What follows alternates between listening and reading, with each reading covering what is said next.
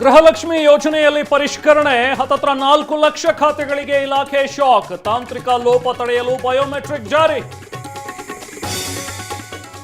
ರಾಜ್ಯಸಭೆಯ 4 ಸ್ಥಾನಗಳಿಗೆ ಅವಿರೋಧ ಆಯ್ಕೆ.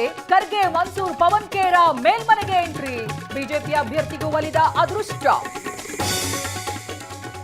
ನಾಳೆ ಕೊಲ್ಲೂರಿಗೆ ವಿಜಯ್ ಭೇಟಿ.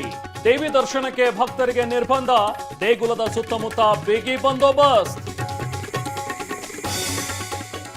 ತಿಪಟೂರು ಶಾಸಕರಿಗೆ ಮುಂದುವರೆದ ಚಿಕಿತ್ಸೆ.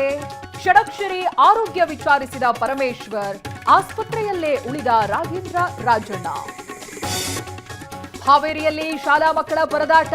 ತಟ್ಟೆ ತೊಳೆಯೋಕೆ ನೀರಿಲ್ಲದೆ ಸಂಕಷ್ಟ.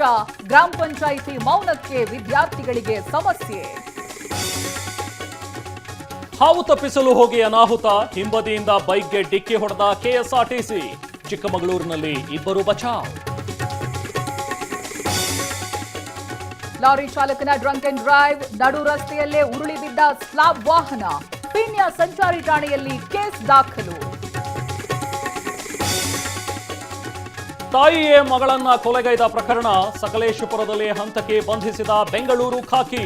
5 ದಿನಗಳ ಬಳಿಕ ಆರೋಪಿ ಲಾಕ್.